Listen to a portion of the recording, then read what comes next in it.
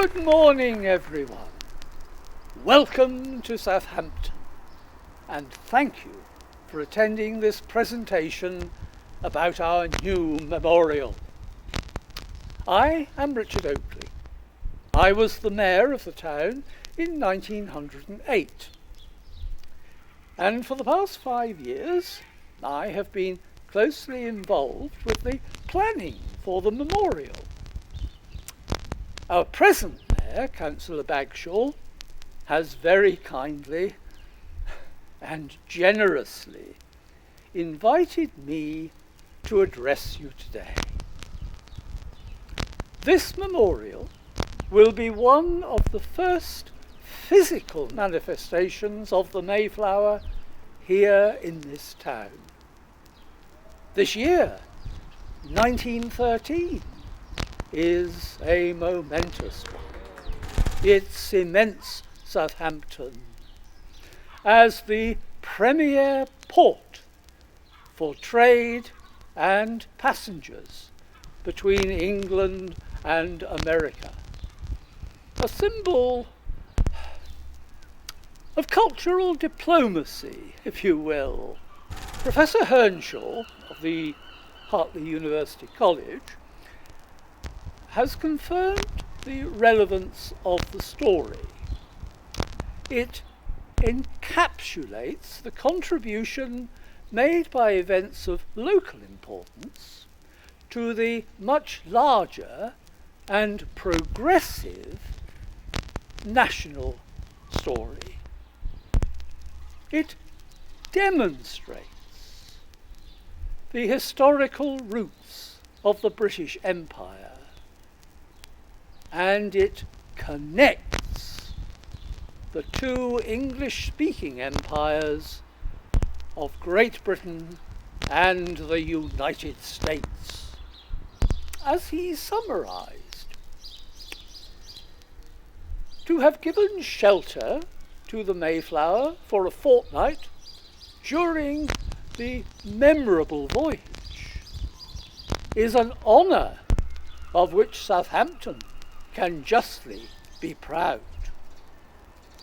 To have rendered so much aid to the founding of New England is a distinction many a port would envy. Well, he certainly convinced me of the need for a memorial, but it was not to be an easy project. I set up a civic committee. Now, I do admit that our original ideas were rather ambitious. We organised a competition. That competition was won by Mr. Lucas. The memorial was to be built of Portland stone, with the prow of a ship thrusting out towards the ocean. Above that, a period dress pilgrim couple with their child. The man of the family with his hand outstretched towards the sea. As Mr. Lucas explained, it would be a striking embodiment of the idea of embarkation. But first, we had to raise the money. £2,000.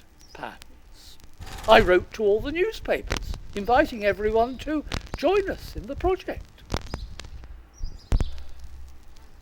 The responses were not as I had hoped. The chief agitator was Charles Cooksey. He said that our proposal was political, that it was a vanity project. He claimed that we had romanced the story of the Pilgrims, that they were not patriots, that there was nothing in the events after 1620 that was worthy of being glorified. Of course, we had our strong supporters, Professor Earnshaw for one, and a correspondent who styled himself Pilgrim.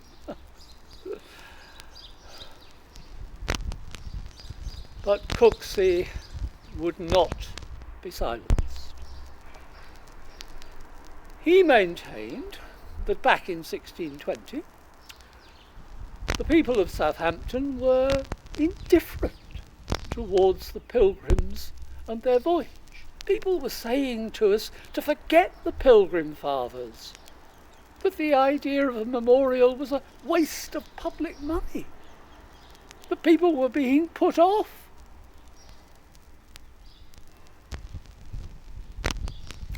I ploughed on. I wrote 4,000 letters, both here in Britain and in the United States. But it was not enough.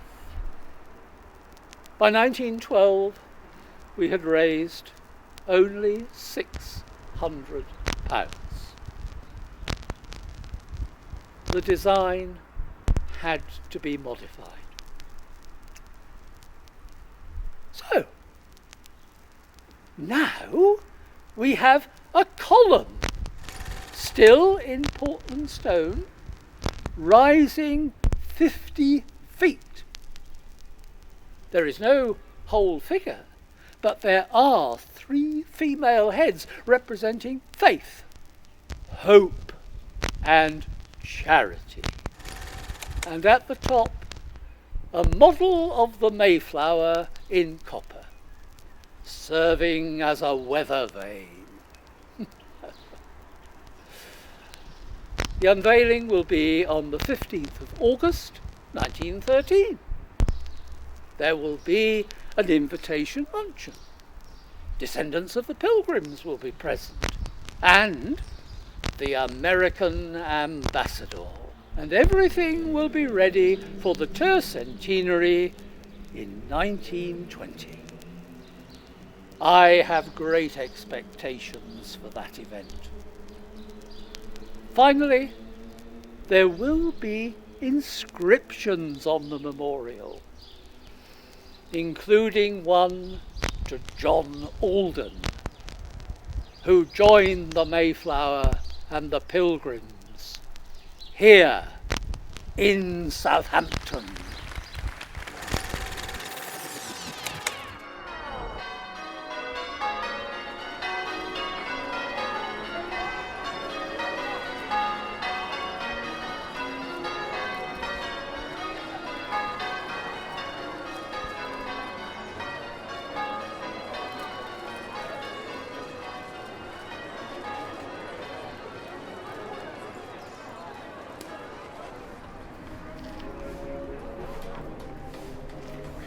This church is not my church.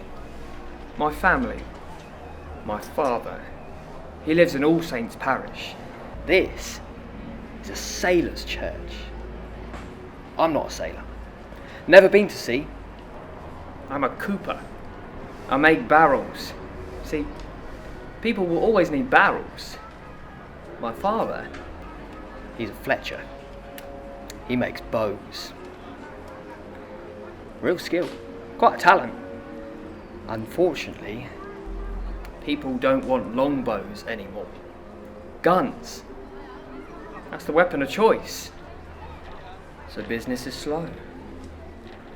Which might explain his latest marriage. Joan Biston, my stepmother.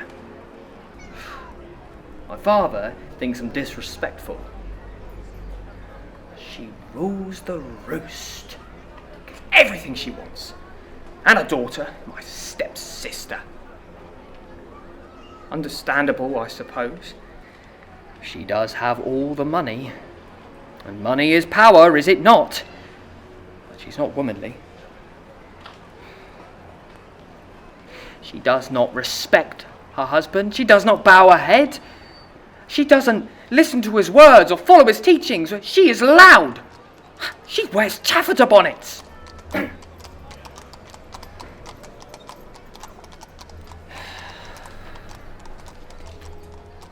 nothing here for me anymore. I need an adventure. There is a potential for a great adventure. Here in Southampton, even in England. Across the ocean. The newfound land.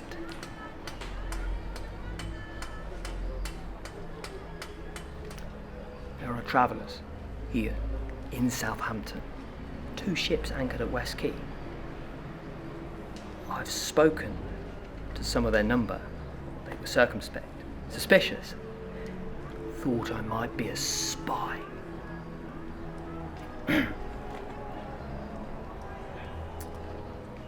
Religion. It's about religion, of course, always is. Well, they wish to seek a new place where they can worship according to their conscience.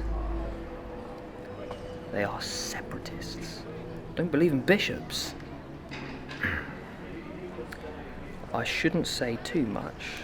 Walls have ears, of course. Enough to say they follow their own inner light. I am decided. I'm to go with them on their voyage to Virginia. They need men like me, with skills like mine. Of course, it took a little bit of persuasion, but eventually they agreed. I will take this time. I will prove myself and be accepted by their colony.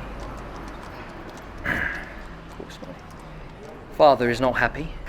He wants me to stay, become a burgess. This town is cold of religion.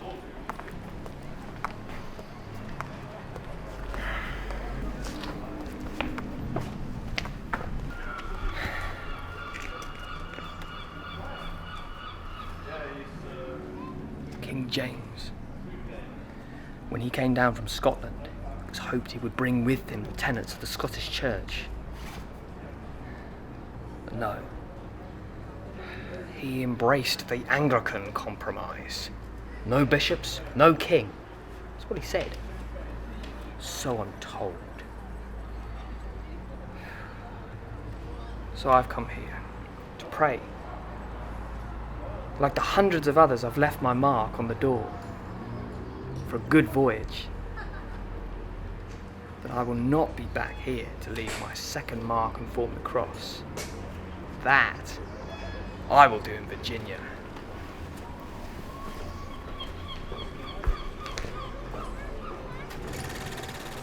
Fresh fish! Get your fresh fish here! Fresh fish! Lovely fresh fish! We have fish all the way from Newfoundland. My husband's vessel has brought back over 5,000 tonnes of wet fish. All as fresh as you could buy anywhere. It only took the ship 16 days to come back to Southampton. My husband says fish is the new wealth of America. Not your silver or your gold. No. Though I wouldn't mind some of that. It would smell nicer. Will you be quiet? There's a divinity lecture on in the church. They have started having a divinity lecture in the church on a Thursday. And now they're complaining about the noise and the smell of the fish. This market's been here hundreds of years and Thursday's our day. Friday's fish day. How can you eat fish on Friday if you can't buy it on Thursday? I mean, I ask you. God. Was not our Lord a fisher of men? Was not Peter a fisherman? Over in the ferry village on the other side of the River Itchen, where I live, we have an annual procession to the Feast of St. Peter, which carries his image around the village, the big fisherman. We starts at the church and we finishes at the inn. Fish and ale. 'Tis the food of life, eh? Yeah. My husband's ship. 'Tis a modest vessel of only 60 tons, but he done have a packet full of fish. He reckons you just got to throw a bucket over the side of the boat and it comes straight back up full of cod. This? Oh, this is stockfish. Them natives over there, they taught my husband how to do it. They're strange people. They don't wear clothes like what we do, and they paint their bodies. They gave my husband a tattoo. It scared the life out of me when he came home and he took his clothes off. Hadn't washed for weeks, not my husband nor his clothes. I mean, they stood up and marched off to the wash tub all on their own. I took a scrubbing brush to the marks on his body. They didn't come off. No, he says, they're there for keeps. But, he says, next time he goes, he's going to get a picture of my face put on his other cheek. Yeah, that'd be nice. Yeah, I have met them travellers from the Mayflower. They bought some fish off me. They had some herring and some salt cod, dried salt cod for their journey. I did laugh. I said to him, this fish has just travelled last few weeks over from the Americas to come to Southampton. And here you are taking it back again. Oh, so funny.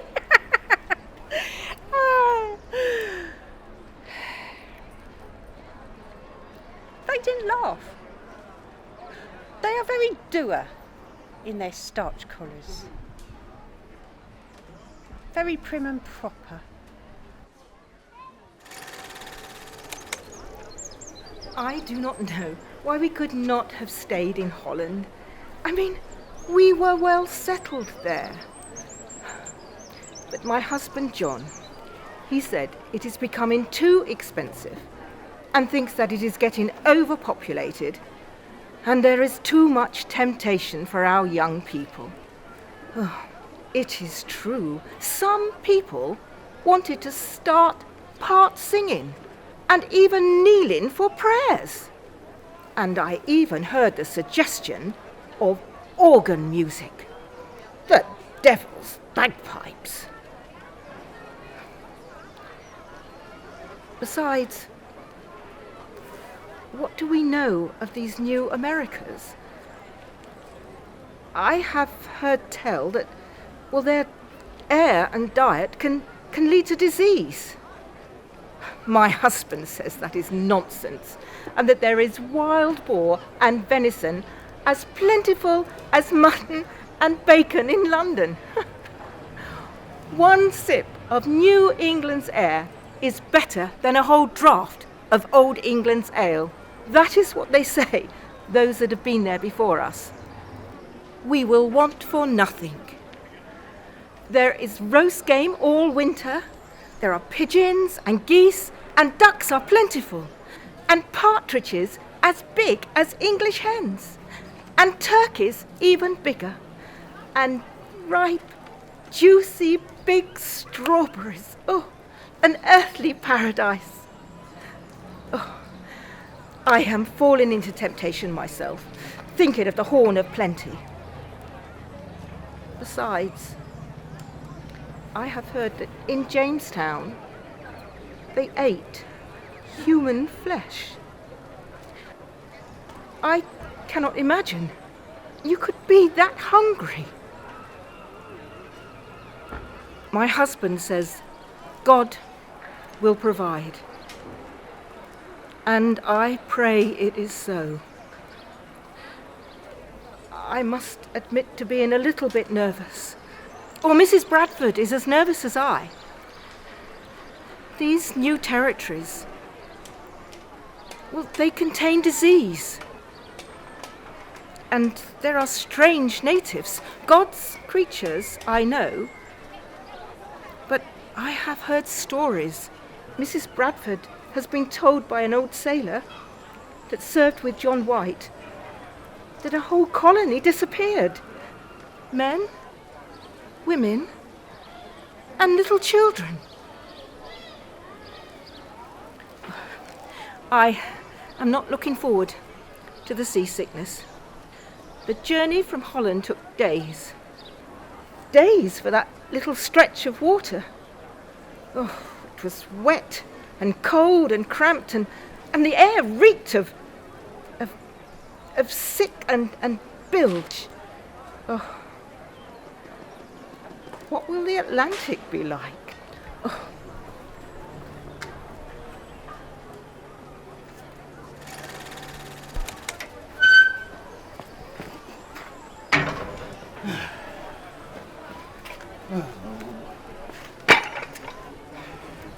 I could not believe it when I saw the Speedwell come to dock at West Quay. Speedwell, she was my ship. I built her back in 1606. She was a medium-sized vessel for the time, 60 tons. Each ton was the equivalent of 4 large barrels of wine, which was mostly what the ships brought into Southampton in those days. So that became the measure of the weight. Under all the houses in Southampton there are wine vaults, barrel-shaped, to accommodate all the wine that flowed in from France and Spain and Italy. Well, not so much now, although the vaults are still full with produce from the New World. Tobacco, potatoes, oh, fish. Oh, so much fish you would not believe. I am well respected for my skills as a shipwright. I've worked around West Quay for 30 years or more. Sometimes it gets so busy I have to work on more than one ship at the same time. Complaints? Oh, I get complaints all right, from those who are jealous of my success. Why do you have to leave so much timber lying around the place? They took 20 shillings worth of it as a fine. Oh, and then there was, your scaffold is too high. We cannot pass. You shouldn't be building ships on the north side of the quay. So then I got fined again. 3 shillings and 4pence for digging too many docks to launch my ships and then not filling them in. I have not told those separatists that I'm the builder, because otherwise they'd be after me to make repairs. They say she leaked on the way over from Holland. Well, is it my fault that she's 15 years old? And if she hasn't been properly maintained, I say again, is that my fault? They say that she is not well proportioned for crossing the ocean. So don't cross in her then. 'Tis they who are so determined upon it, not me. She will carry around 30 passengers. They needed a second vessel because the Mayflower could not carry all and they could not afford a bigger or better one. That's down to them too.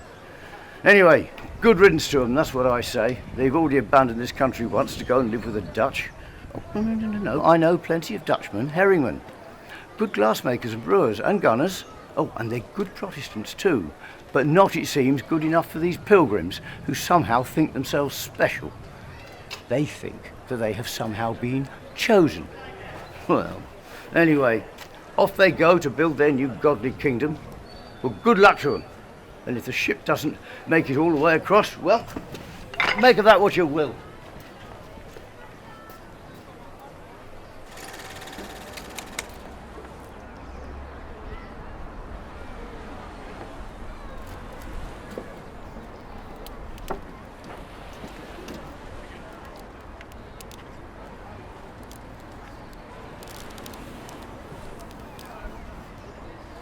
The ships look so small. I've never taken a voyage before, not like my husband. He's been to the New World, lived there, faced the challenges, of which there were many, but he said he's learnt from them. He has aspirations, I think, to be a leader of the new colony. Well, he's lived there. He's traded with the natives, and he knows what can go wrong if you're just bent on looking for gold. Our men have skills. They can fish and farm. This will be a community. There are many families going, families with children.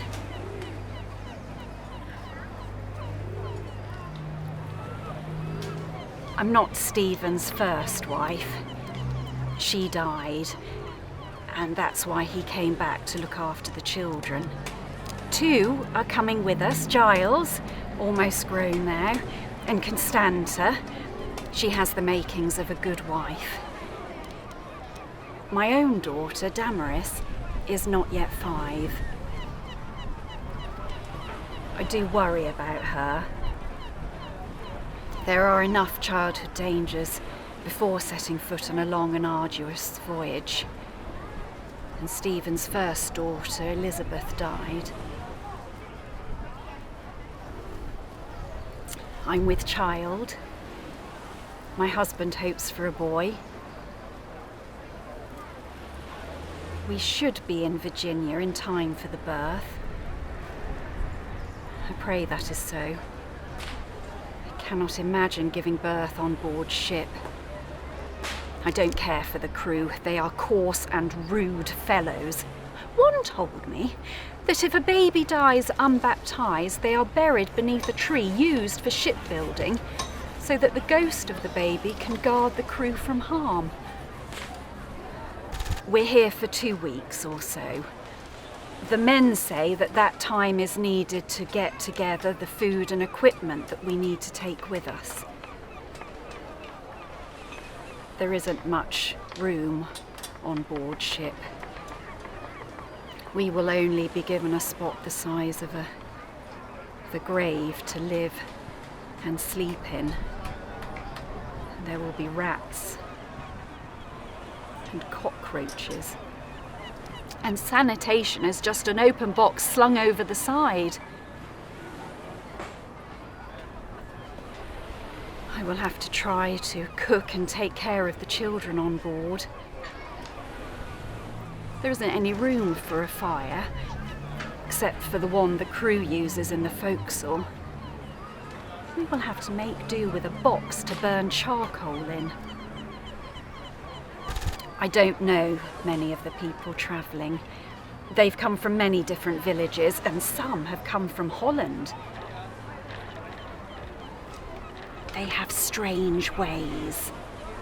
They pray a lot, are very pious. Separatists, they're called, because they don't go to churches in England. I don't know how we will live in America. We won't be in Jamestown. That's the oldest settlement, the only really established one. Ours will be an entirely new settlement. Houses will need to be built.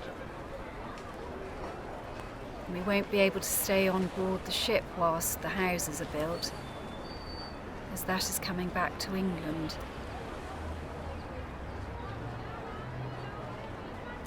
Giles, Damaris, just wait there.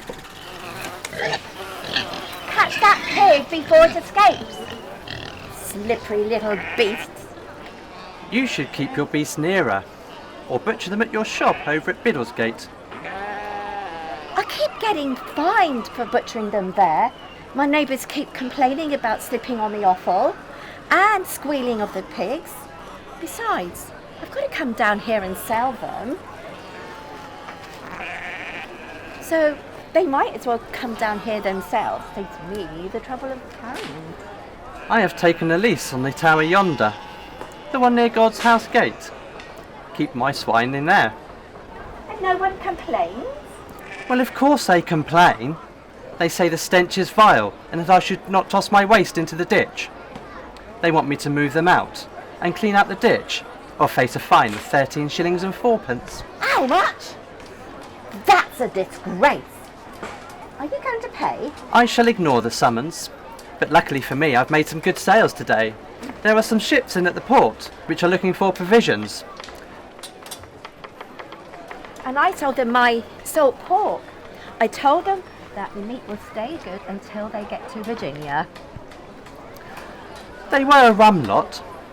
I asked if they were to go to the French church, thinking the services would be to their liking. But they did not want to associate with the Huguenots.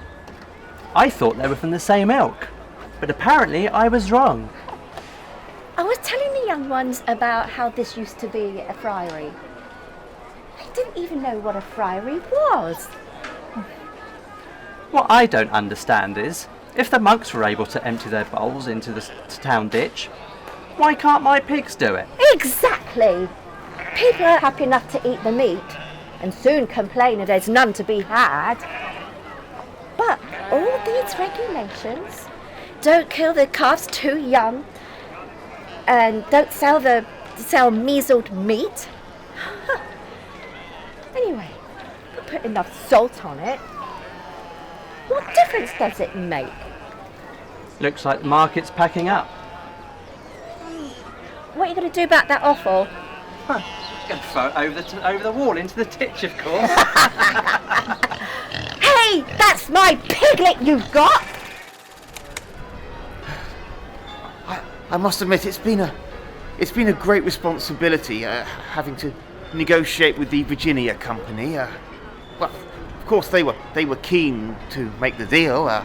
They needed colonists for the New World, and well, we needed our religious freedoms. We even managed to get the King's approval for the trip. Of course, we have had to fund the thing ourselves, negotiating with our backers, and then going backwards and forwards between the money men in England and the company in Leyden. That took a while, and then once all that was concluded, then we had to buy the ships and the provisions. Still, that's all in the past now. Everything's sorted out, and we have 2 companies here in Southampton. And, well, today I've been tasked with arranging the victuals for our journey. 2 3-pound pieces of salt beef or salt pork, a pound of biscuits, small quantity of cheese and butter, and a portion of peas. Yes, that should keep us hale and hearty until we reach the New World and ensure that our supplies last. We shall need furniture to eat the food off, so I've gone with trestle tables that can be easily packed away. What else? Yes, spinning wheels and hand looms. We shall need to make and mend clothes on the way. Of course, bedding. Now, bedding, we're going to have bags stuffed with straw. What else? Household items, pots and pans, and spits and lamps, and wooden plates, and so on. That's fine. That's all sorted. Yes. Of course, that only covers the journey. Once we get there, we shall also need supplies, tools with which to carve out our earthly paradise. Once it gets to the planting season, of course, we shall need grains and seeds. Fish hooks and twine. We'll be obviously needing to catch fish. Clothes and shoes. Obviously, we don't want anything too ostentatious. Russets and green. Yes, I think. What else? Yes, trade goods for the friendly natives. Assorted trinkets, bracelets and beads, rings, knives, coloured cloths, some looking glasses we've got, and earrings. Then what else? Yes, pipe and tobacco, of course. I've definitely forgotten something. How careless of me. We shall need to tend to our spiritual needs. We shall all need to have Bibles, and better take a couple of medical books as well, just to be on the safe side. Now, as for today, I've been scouring the markets of Southampton looking for victuals for the journey. Fish, I've already mentioned, I think, and salt beef and salt pork. We're also going to have ox tongue, some vegetables, turnips, parsnips, onions, flour and meal. We'll be needing to do some baking, of course, fresh bread, pickled eggs and butter, lemon juice, spices, and of course some salt, very important for preserving.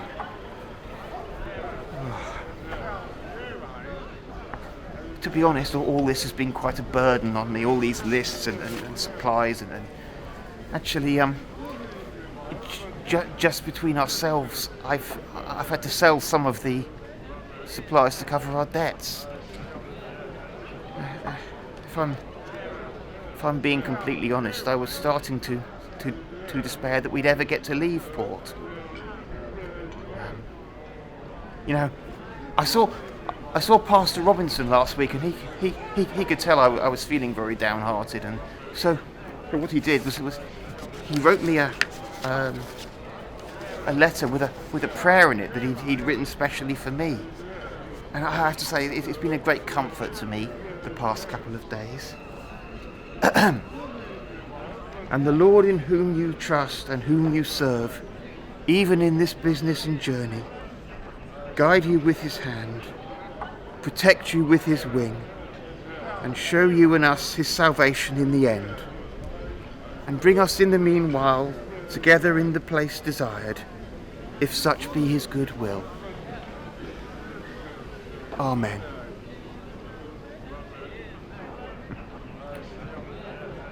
Right. Well, next on the list, I'm just going in there to buy the beer.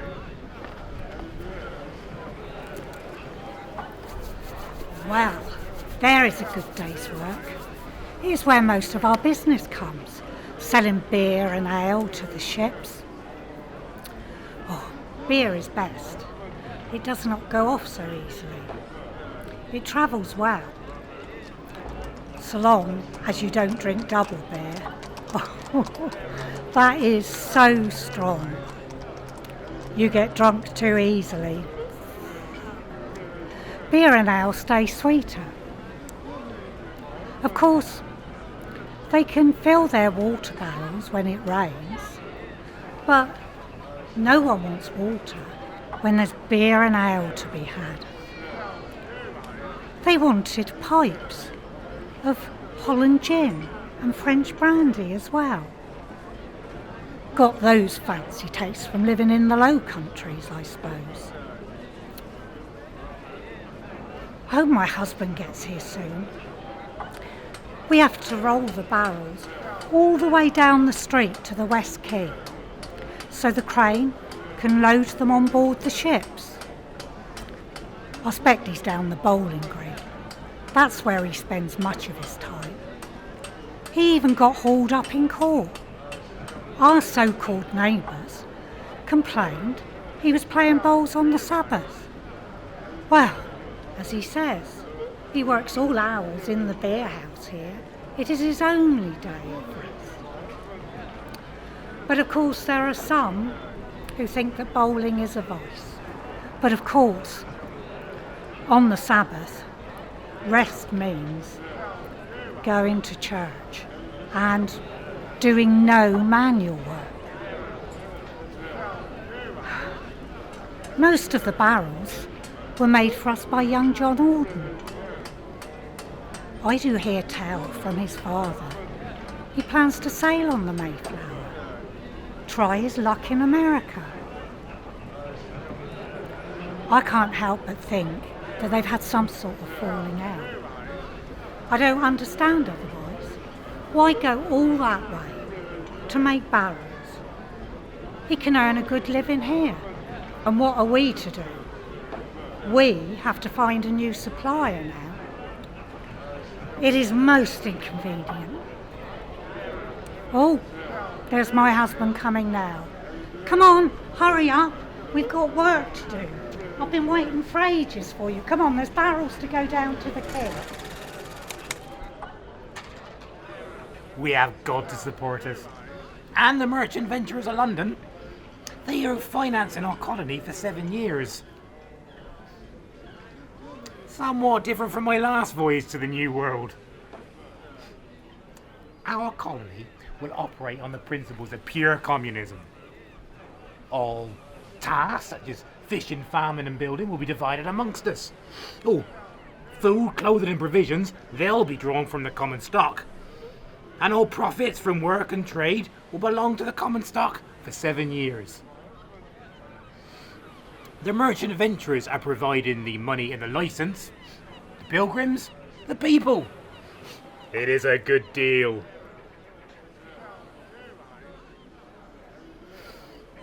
Ours will be a colony with a difference. We won't be too proud to farm the land or fish the waters. I know from bitter experience what can go wrong if you got the wrong people involved in setting up a colony. Too proud to work to sustain the settlement, just after gold. Leaders too busy lording it over ordinary men. I think I'm the only one against all the passengers who's been to the New World before, the only one to have made such a journey, the only one to have spent years in Virginia. Yes, I came back. I had to. My wife Mary died. She was still living here in England with our children. They were young. I was needed. And Virginia was not as I imagined. I did not make my fortune. I must have been over there, in all 5 years or so. Now, my first journey out, now that was eventful. Shipwrecked, just off Bermuda. I mean, luckily we managed to make land, and luckily there was plenty of fresh food and water. But we had the new governor of Jamestown with us, Sir Thomas Gates, and he was determined that we make it to Jamestown. The one small boat we had was set off, with 8 men on board. Never seen again. We started to build 2 small ships with what timber we had. I will admit, I voiced my concerns. I was not impressed with Gates. I mean, what experience did he have? A title, that is all. Only, he was affronted. And the next thing I know, I'm on trial for my life. Accused of treason and found guilty. Which of course I was. I was just an ordinary working man. Luckily, the other survivors spoke up for me. There weren't so many of us they could afford to lose one of our number in such a way. And so I was pardoned.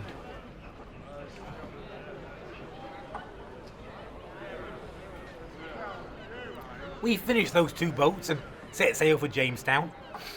11 or 12 days the journey took.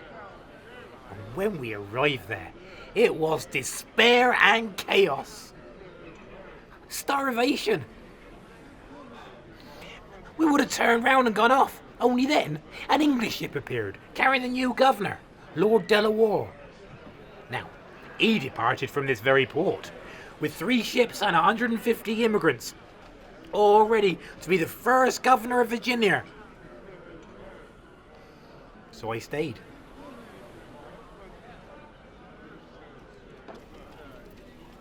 Do you know the worst thing? When I got back to England in 1614, I discovered that blackguard Will Shakespeare had only written a play about me and my exploits. The Tempest it was called, all about a shipwreck.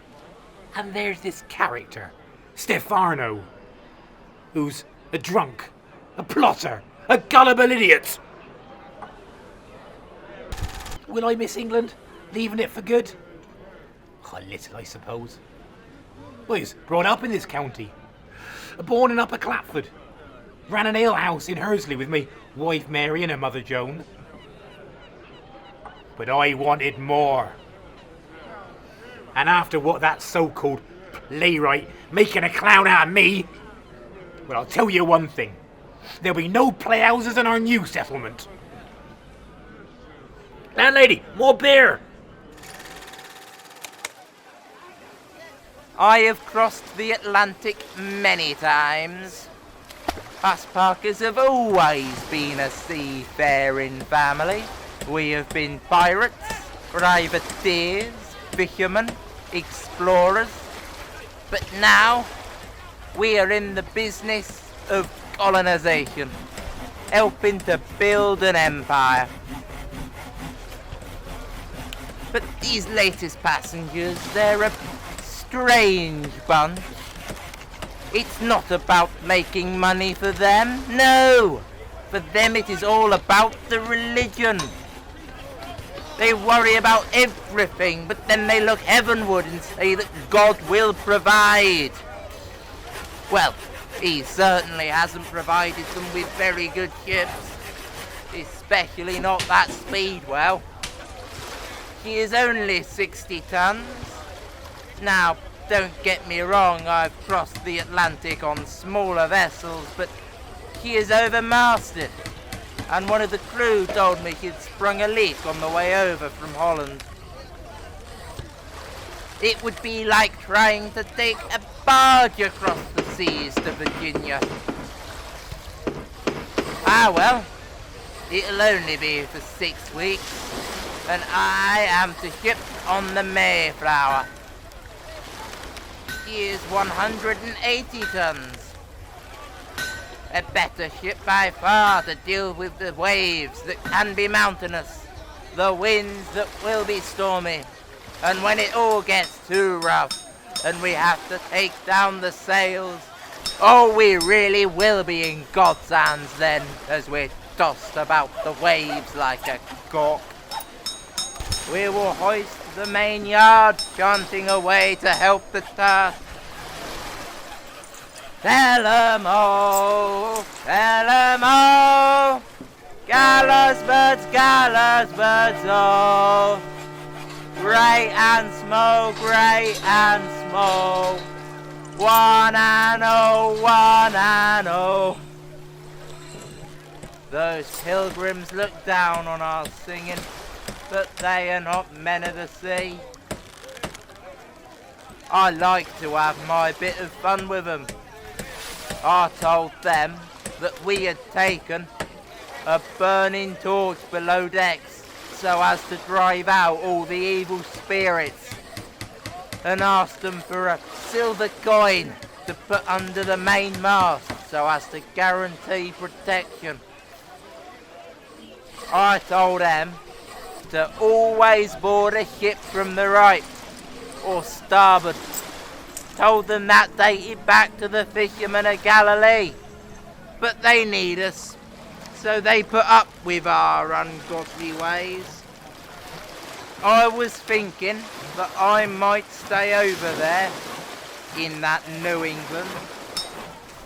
I met that Captain John Smith, he that founded Jamestown, and he told me that over there every man can be his own master and own his own labour and land. Even if he starts out with just his bare 2 hands, he can quickly become rich. It was he that was saved from death by that Indian princess. Pocahontas, they called her. I saw her as well, you know. She'd married an Englishman and he brought her back over here to England. They landed here on the treasure. She looked a strange little thing, all dressed up in costume, a bit English, but with beads and feathers. Ah, but of more interest was the cargo. 200 weight of tobacco.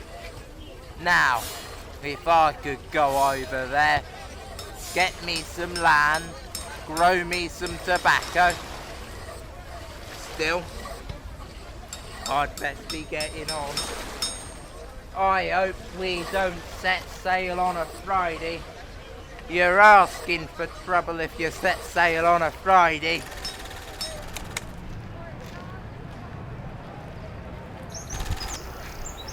Oh yes. Indeed, this my inn. I took it on with my dear John. Went to a better place. Well, I had 4 children to raise. My dear John, he was one of the town's fishmongers. And he made a very, very good living. A very good living. What with all those fish days where people could not eat meat and all that fish coming in from the New World. So I was well provided for to set myself up. The inn is in a good position, facing onto the high street and next to the town quay. So we get lots of passing traffic. I renamed it the Virginia Inn. That is the name of the American colony named after the late Queen Elizabeth, the Virgin Queen. I think it sets the right tone. I have an image of her hung on the wall. And I think that sets the right tone for all those travellers going across the seas, wanting some Dutch courage. It was very popular with the crews. And when they come in, they like to trade things. I've just picked these up.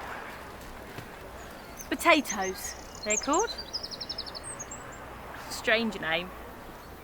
They did not go down too well, but my potato pie is one of the most popular things on the menu now.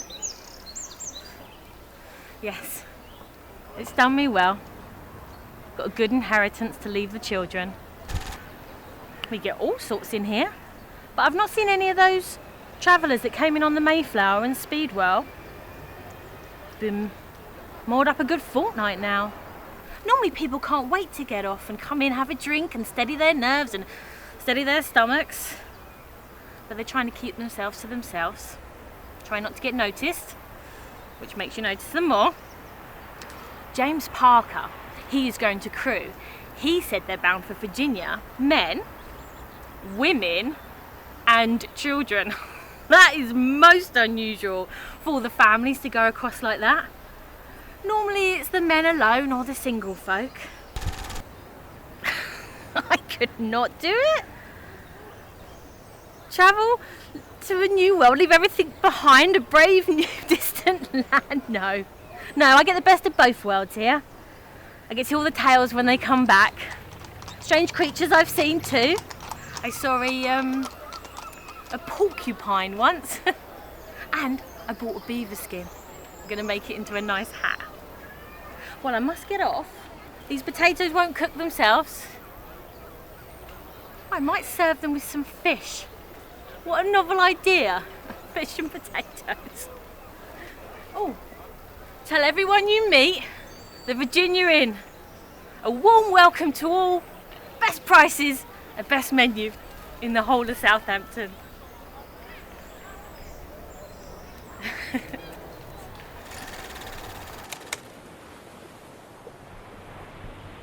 I met my husband in Leyden. He was orphaned young and found a new family with the brothers and sisters in Scrooby and came with them to Holland and was taken in by the Brewster household. He lived in Stink Alley. My family lived in Holland. When he was 21, he gained his inheritance and was determined to marry. I was his choice, his dearest consort. We married in a civil service, as my husband could find no example of a religious service in the scriptures. I thought we prospered there in Leyden. We were hard-working and diligent. He was disappointed that the community in Holland did not grow. He thought the young would come corrupted, turn into young Dutchmen. And we had our son, of course, John. He is only 3. My husband thought the community in Holland needed a new challenge, a chance to take God's word wider to a new land where we might convert the heathen. And so a plan was formed to go to America, to go to Virginia. He writes this all down. He is a great writer, as well as a great reader. He was ill as a child and spent the time reading the Bible and the classics. He is a learned man. Not all that wanted to go to America could be accommodated though. There was Only 2 ships. Some had to stay behind. Our little John, we had to leave him behind in Amsterdam. I hope he won't forget me. My husband says we will send for him once the colony is established, when we have set up a community of the elect. It was an emotional day when we left Holland. I was not the only one to cry. Friends and well-wishers came to see us off. It rained, but the wind was fair. Many prayers were said and blessings called down.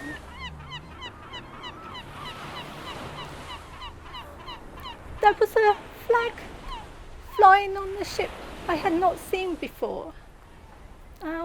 They called it the Union Jack, decreed by King James.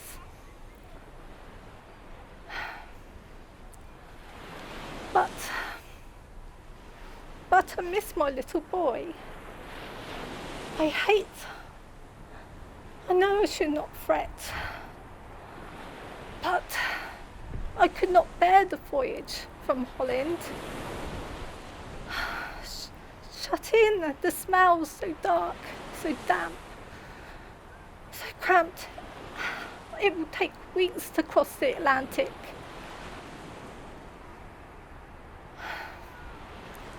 I asked my husband if I should not stay behind with John, come across later. But he said he is an elder. People look to him. He writes in his journal that we are pilgrims.